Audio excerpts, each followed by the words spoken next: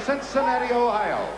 Weighing in at 228 1/4 pounds, he is undefeated in his professional career with 19 wins, no losses, and 14 KOs.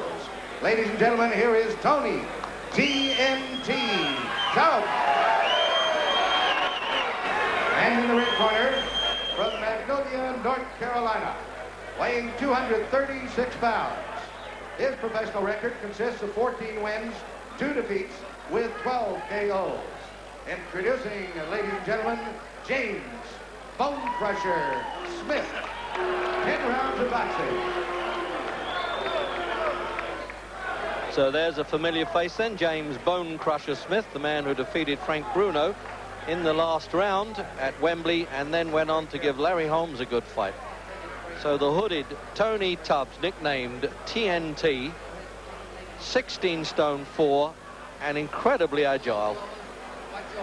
And there's the tail of the tape then. Just look at the weight of those fellas. Unbelievable.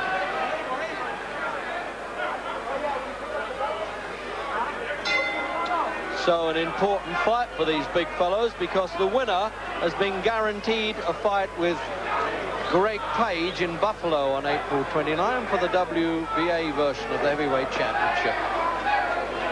Tony Tubbs carries the nickname TNT, unbeaten, and at 16 stone 4, he's usually around the 17 stone mark, looking a lot more agile.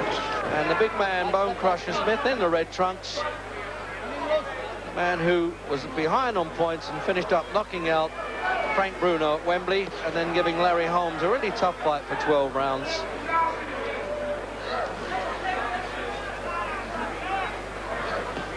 But I saw Tony Tubbs as an amateur boxer, Greg Page. He won a World Cup as an amateur, and I've been waiting for him to really show as a pro. He was a tremendous boxer, absolutely agile for his weight. There it is. You can't miss the old Bonecrusher. It's just how hard he hits him.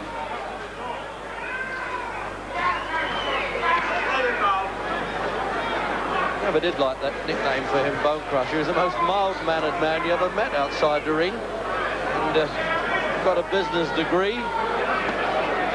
And his wife's a teacher, too. Just look at this, 16 stone 4. As he said, I've got to get a little bit of weight off, but he's so mobile, it's incredible, Tony Tubbs. But Smith, as Frank Bruno knows, and indeed Holmes knew because he stopped him with a cut, does take a lot of shifting. At 16-12.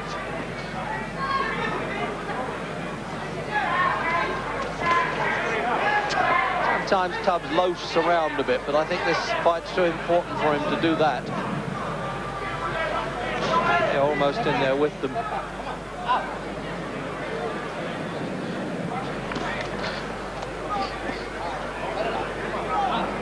The pint-sized referee, Davey Pearl from Nevada, handled quite a lot of world championships.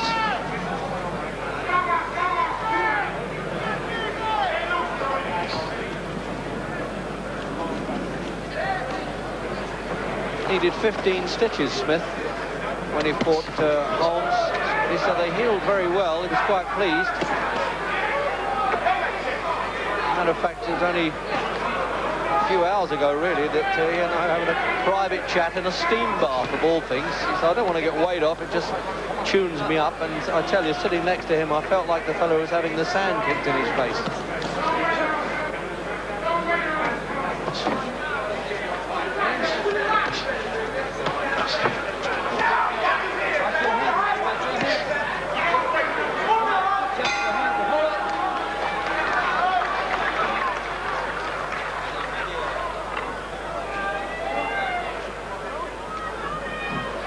So working there in Bonecrusher's corner, the great Emil Griffiths, former welterweight and middleweight champion of the world. Of course, won a lot of fights in England. Brian Curvis and Dave Charnley. Trying too hard, Emil says. He's probably getting a bit tight when he does that.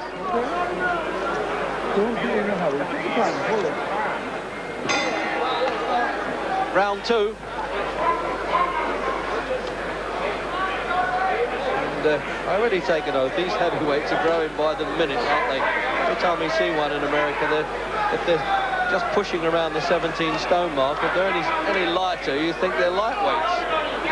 You've got to consider that people like Marciano and Henry Cooper were under 14 stone.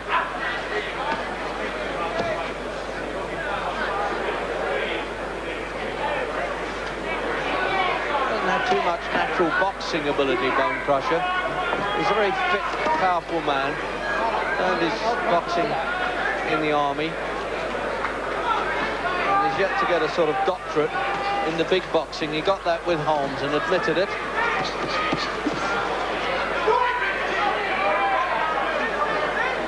And we'll see if Tony Tubbs can take a punch. He's never really been under pressure as a pro. He boxed 230 times as an amateur. Comes from Cincinnati, Ohio. Oof. It's amazing how Bonecrusher Smith turned around by winning against Bruno. He almost became a different fighter overnight. Few people gave him any chance with Holmes, but he was in there pitching punches right until he was badly cut at the end.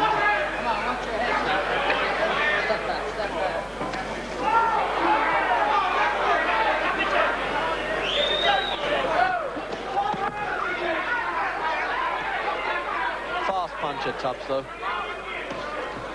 You don't have to move around because you've got quick hands. That's all you need as a heavyweight. The hands are free. Punch.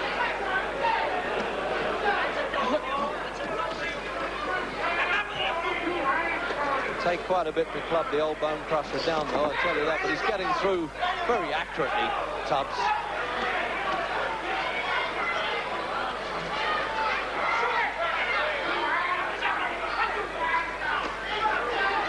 Bonecrusher not getting out of the way of that right-hand punch at all. In fact, he's half leaning into it.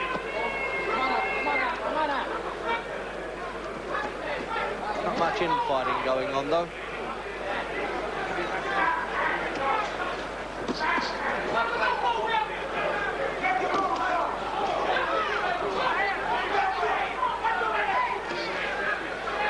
Well, this one's definitely the war of attrition stuff.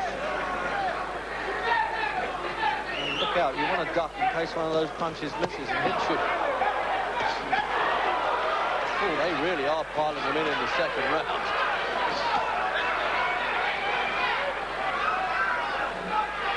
No point in having a scouting mission. These fellas are really getting in there. Wrong corner Bonecrusher's going to, but that's not because it was hurt. He just turned that way.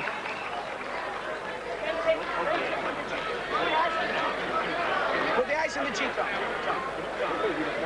10 seconds. 10 seconds. Give it 10 seconds. Okay. Early it was seen for the ice pack in the rather chilly Las Vegas. In the evening like this, when the sun goes down, everybody needs coats on. Okay. But it's good for boxers. They like it as fresh as that. They can get warmed up and not stifled at all by smoky arenas. All right, seconds out.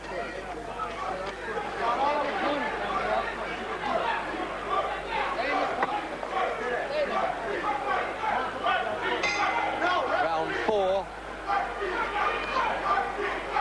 It's good to see the punches coming in and neither boxer cut. Been fairly clean because there hasn't been too much bumping and boring of heads. There is there, and they're both taking care of themselves too.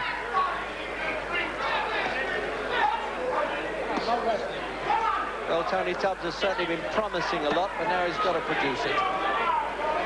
He's already in the top 10 ratings, and of course Bonecrusher is.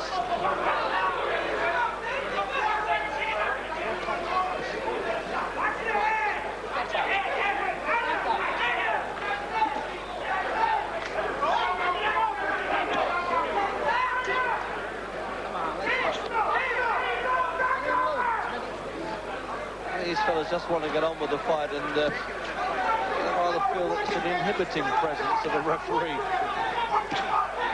Until one drops, they want to keep punching away.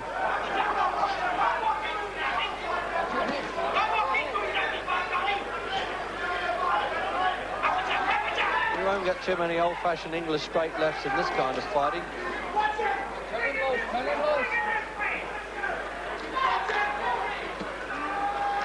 Bonecrusher's not particularly good at the inside game. I mean, he's still really inexperienced with only 16 pro fights. But at 29, well, he hasn't got too much time left. He's got to try and make some money.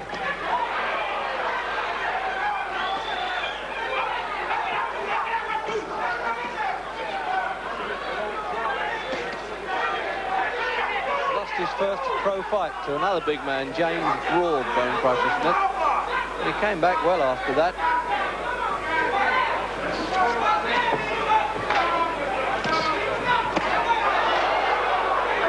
Spectacular shots coming in from Tubbs, and the crowd know it, and I think Bonecrusher does too.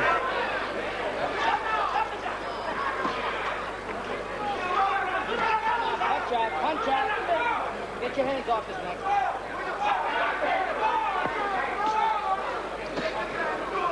Come on.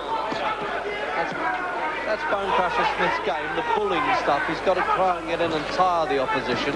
There. That's strong stuff.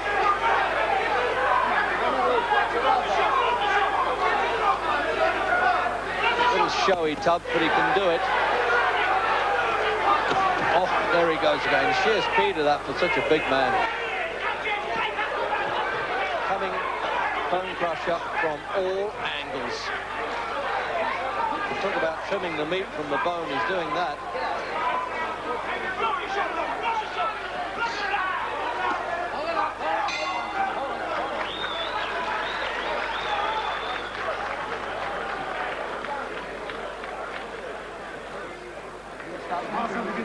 Okay.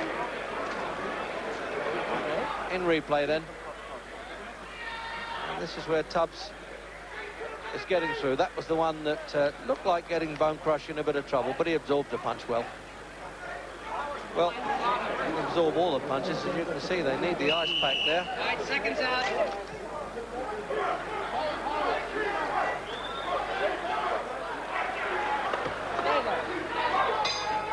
Sixth round.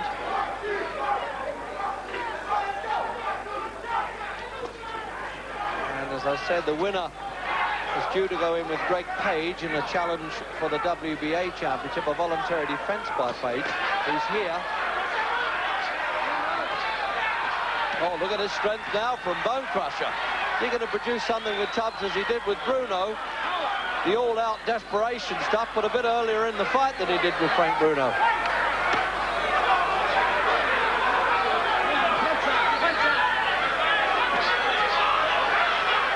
These build-up of punches, just banging around the arms and the elbows and the biceps, makes a man sore. He doesn't have to look spectacular, Bonecrusher. He just drags the heart out of an opponent.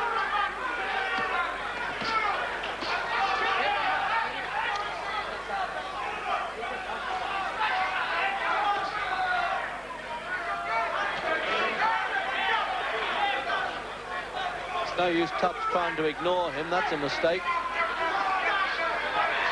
Trying to use the ropes as a bit of a catapult, I suspect, Tubbs, but he shouldn't risk his chin with this fella.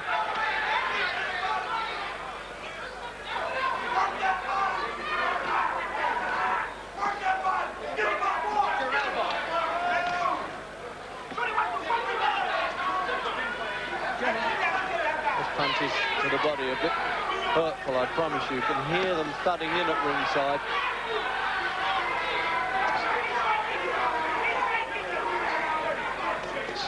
Oh, and the one that got away, and Bonecrusher countered well. Good, strong punch, and he's laying in now, Smith. He came in the underdog, I think, because an unbeaten record. People were wondering just how good Tubbs is.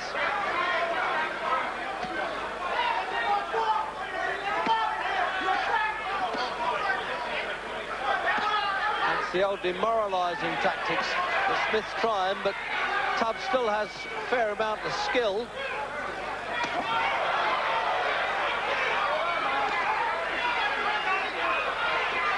Oh, this is really rough stuff inside. They could fight in a telephone booth, these fellas. They don't need a big ring.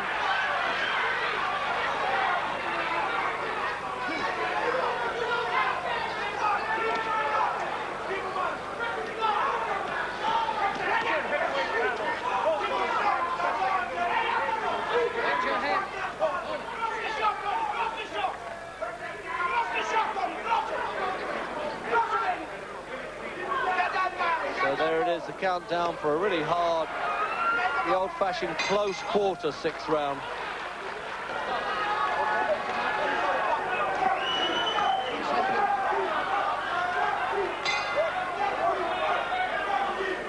Ninth round. And of course, American judges assess points quite differently than we do in Britain. Sharper punching been coming in at times from Tubbs, but he's got a bit lazy. And he's a bit eye-catching and showy, and I wouldn't be surprised if the judges don't have him just ahead. But Bonecrusher's always gone on with the job. Always been doing something, but he had 1 or 2 lax rounds, which would make me tend to think that Tubbs is probably in front.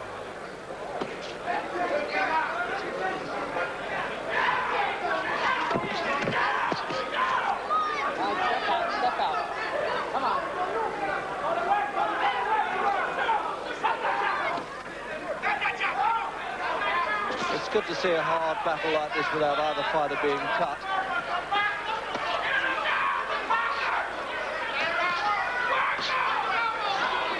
That's the thing, you see, the judges may just say, well, Bonecrusher's always had a reasonable work rate, and that Tubbs has taken his time between punches too much. Really, Greg Page threw a fight away with David Bay in similar style, and I thought Page's better boxing just won it, but the judges favoured Bay for sheer aggression. So you could relate that fight to this one as well, really. Look at this, you see, there's the old Bonecrusher's getting on with the job. Not hard punches, but enough to score with, hard enough for you and I to take, but not for trained heavyweights.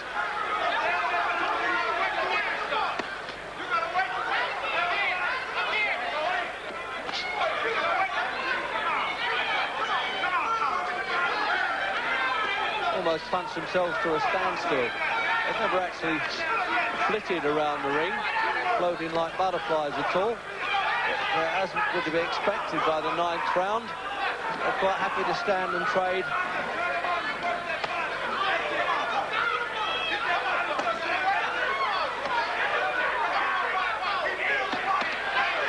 That's when he really looks the part, Tubbs. But Smith has been just plodding away there. And then, of course, the crowd like to see the flash stuff from Tubbs, but doesn't always win fights.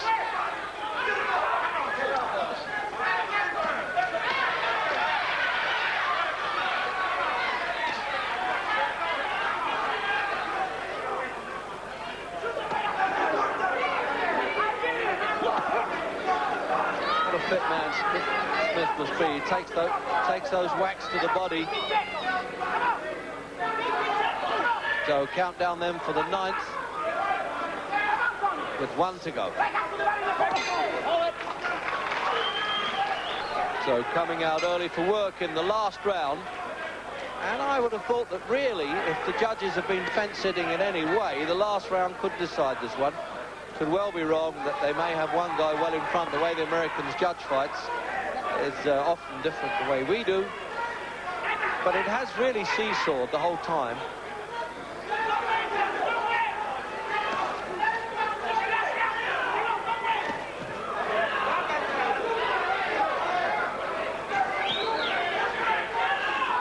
Certainly no question of lack of punching power in either man. It's just that the sheer size and durability of them has prevented them from going down. They both absorb punches so well.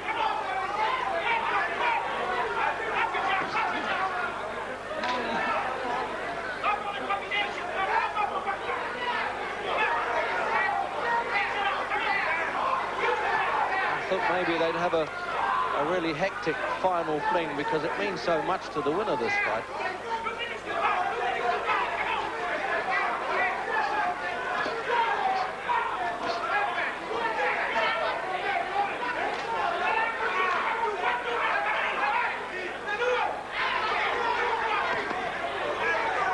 Act like you're winning it, Tony, they're saying. Well, that may be so, but the judges are a bit smarter than that. They know if a man's showboating or not.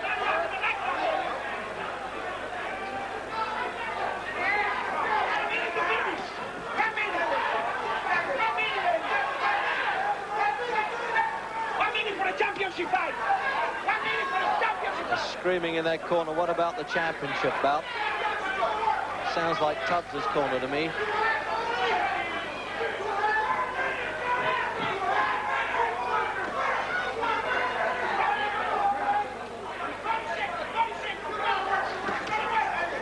And Tubbs trying to turn it on a bit more in the last.